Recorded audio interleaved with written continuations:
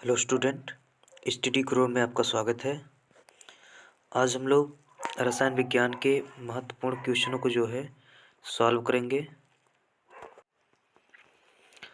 तो देखिए स्टूडेंट, जो है हम लोग 192 क्वेश्चन तक कर लिए थे। आज हम लोग 193वें क्वेश्चन पे आ गए हैं और इसको हम लोग बढ़ाते हैं। कह रहा है सागर में पर्याप्त मात्रा में मिलने वाला विशेष न्यूनताजन्य रोगों में दिया जाने वाला पदार्थ है। तो फ्लोरीन, सोडियम क्लोराइड, लोहा, आयोडीन। तो ध्यान दीजिएगा, जो सागर में विशेष रूप से जो पाया जाता है वो आपका आयोडीन पाया जाता है। क्या पाया जाता है? आयोडीन, जो कि न्यूनतम मात्रा में दी जाती है, जो कि न्यूनताजन्य रोगों में दिया जाने वाला पदार्थ है। ठीक है ना, अर्थात ये काफ़ी कम मात्रा में दी जाती है। और आयोडीन की कमी से आप लोग जानते हैं थायराइड जो ग्लैंड होती है उसमें जो है प्रॉब्लम हो जाती है, अर्थात थायराइड बढ़ जाती है। ठीक। और ध्यान दीजिएगा, जो आयोडीन होता है ये थायरॉक्सिन नामक हार्मोन्स जो थायराइड ग्लैंड से स्रावित होता है, जो कि हमारे शरीर के बेसल मेटाबॉलिज्म रेट को अर्थात बीएमआर को ये कंट्रोल करता है। और जो कि थायरॉक्सिन हार्मोन में अहम भूमिका निभाता है थायरॉक्सिन हार्मोन को बनाने में। ठीक है ना। और थायरॉक्सिन जो हार्मोन होते हैं वो हमारे शरीर में एक प्रकार से कह सकते हैं जितनी भी उपापचय क्रियाएं होती हैं उसको मेंटेन करता है। और जो है अगर इसकी कमी हो जाए तो ग्वाइटर रोग हो जाता है, जिसको हम लोग कहते हैं घेगा रोग हो जाना। ठीक है ना। तो आपका ऑप्शन नंबर जो डी है वो आपका राइट है। जो आपका ऑप्शन नंबर डी है वो आपका क्या है? Right answer. देखिए अगला क्वेश्चन कह रहा है सभी अम्लों में निम्नलिखित तत्व अनिवार्य रूप से होता है। तो ध्यान दीजिएगा, जो जो अम्ल होते हैं उनमें जो है अनिवार्य रूप से पाए जाने वाला जो तत्व होता है, कह रहा ऑक्सीजन, क्लोरीन, सल्फर, हाइड्रोजन। तो आपका जो हाइड्रोजन है ये सभी अम्लों में पाए जाने वाला अनिवार्य रूप से तत्व होता है, अर्थात H जिसका संकेत होता है। और हाइड्रोजन के 3 समस्थानिक होते हैं, 1H1, 1H2 और 1H3। 1H1 का नाम प्रोटियम है, 1H2 का नाम ड्यूटेरियम है और 1H3 का नाम क्या है? ट्राइट्रियम है। और ट्राइट्रियम जो होता है वो रेडियो एक्टिव प्रकृति का होता है, जिसकी अर्ध आयुकाल जो होती है काफ़ी कम होती है। ठीक है ना। तो आपका ऑप्शन नंबर डी राइट हो जाएगा। अगला क्वेश्चन कर रहा है एथेनॉल के अत्यधिक सेवन से किस जिस अंग को हानि पहुंचती है उसका नाम क्या है? तो वृक्क, फेफड़े, हृदय, यकृत। ध्यान दीजिएगा, सिरोसिस नामक की बीमारी हो जाती है जो कि लीवर में होती है और अल्कोहल के अधिक सेवन करने के कारण होता है। तो इसका मतलब आपका ऑप्शन नंबर जो डी है वो आपका क्या हो जाएगा? राइट हो जाएगा। जो आपका ऑप्शन नंबर डी है वो आपका क्या हो जाएगा? ऑप्शन नंबर डी क्या हो जाएगा? राइट हो जाएगा। ठीक। अगला क्वेश्चन हम लोग देखते हैं। कह रहा तेल कुओं में तेल, जल और गैस इस आरोही क्रम में होते हैं। तो ध्यान दीजिएगा, कह रहा है तेल कुओं में तेल, जल और गैस इस आरोही क्रम में होते हैं। गैस, तेल, जल, जल, तेल, गैस इस क्रम में होंगे, क्योंकि जल जो भारी होता है वो नीचे रहता है, आपका तेल ऊपर रहेगा, गैस और ऊपर रहेगा। ठीक है ना। आपका ऑप्शन नंबर बी राइट हो जाएगा। इस क्वेश्चन में ऑप्शन नंबर आपका बी जो है राइट हो जाएगा।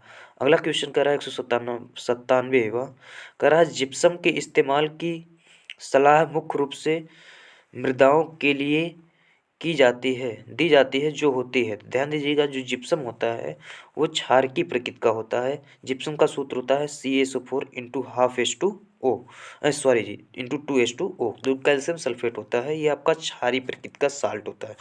ठीक है ना। तो आपका ऑप्शन नंबर जो ए है वो आपका राइट हो जाएगा। अगला क्वेश्चन हम लोग देखते हैं। कह रहा पीने वाला सोडा होता है। ध्यान दीजिएगा, जो पीने वाला सोडा होता है वो होता है उदासीन, आक्सीकारक, प्रकृति में अम्लीय, प्रकृति से क्षारकीय। तो जो पीने वाला सोडा होता है वो आपका होता है प्रकृति से अम्लीय होता है। क्या होता है? अम्लीय, क्योंकि इसका जो सूत्र होता है NaHCO3 होता है। ठीक। तो अगर इसको हम लोग गर्म करते हैं CO2 वगैरह बनता है जो कि अम्लीय प्रकृति के होते हैं।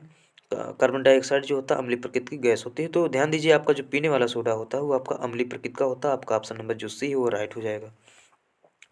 अगला क्वेश्चन कह रहा है 2 या 2 से अधिक धातुओं का मिश्रण कहलाता है। तो अमलगम, क्षारीय धातु, उत्कृष्ट गैस, मिश्र धातु। जो आपका ऑप्शन नंबर डी है वो आपका राइट हो जाएगा। आपका जो अमलगम होता है वो आपका जो है सॉरी जो मिश्र धातु होती है ये आपका 2 या 2 से अधिक धातुओं के मिश्रण से प्राप्त किया जाता है।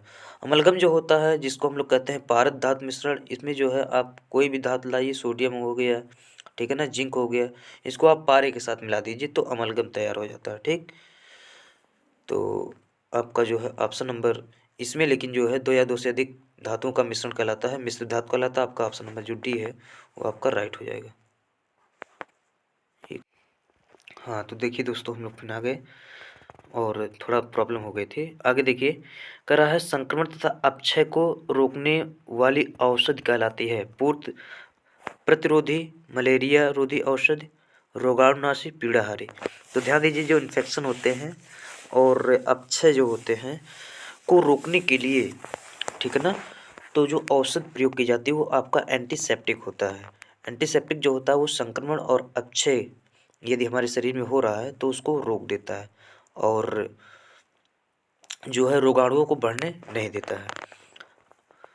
अगला क्वेश्चन कह रहा है ज्वरांतक जिसको हम लोग कहते हैं एंटीपायरेटिक वह दवा है जो शरीर के ताप को क्या करती है, कम करती है। ध्यान दीजिएगा जो एंटीपायरेटिक होता है अर्थात जो है ज्वरांतक अर्थात जो हमारे शरीर का जो टेम्परेचर बढ़ जाता था जिसको हम लोग कहते हैं फीवर हो गया है, वो हमारे शरीर के तापमान को क्या करता है, मेंटेन करता है।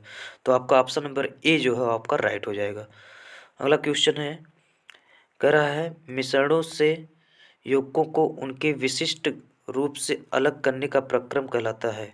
तो जो मिश्रण होते हैं अगर उनके क्या नाम है यौगिकों को, मिश्रण के यौगिकों को उनके विशिष्ट रूप से अलग करने का प्रक्रम अर्थात उसमें जो है कुछ शोधन वगैरह करने की आवश्यकता होती है। तो ऑप्शन नंबर आपका जो डी है वो आपका राइट हो जाएगा।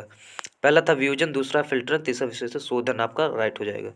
क्योंकि जो है उसको हम लोग जो अपशिष्ट पदार्थ हैं, विशिष्ट पदार्थ हैं उस मिश्रण में जो कि काफ़ी यूजफुल होते हैं उसको अलग करना जो है शोधन कहलाता है। तो आपका अगला क्वेश्चन देखते हैं हम लोग। कह रहा 203 वहाँ जो क्वेश्चन है, कह रहा एक रासायनिक यौगिक जो 2 तत्वों से बना है द्विअंगी कहलाता है, बाइकार्बोनेट कहलाता है, त्रिअंगी उभयधर्मी। तो एक रासायनिक यौगिक जो 2 तत्वों से मिलकर बना होता है उसको हम लोग द्विअंगी कहते हैं। ये 3 तत्वों का मिलकर बना होता तो उसको त्रिअंगी कहते हैं। तो ध्यान दीजिए इसमें 2 तत्वों की बात हो रही है तो आपका ऑप्शन नंबर ए जो है आपका राइट हो जाएगा। ठीक है ना। अगला क्वेश्चन कर रहा है जीवित तंत्रों के अध्ययन से संबंधित रसायन विज्ञान की शाखा का नाम है। तो ध्यान दीजिएगा कार्बनिक रसायन, भौतिक रसायन, जैविक रसायन, अकार्बनिक रसायन। तो आपका ऑप्शन नंबर जो सी है वो आपका राइट हो जाएगा अर्थात जैविक रसायन।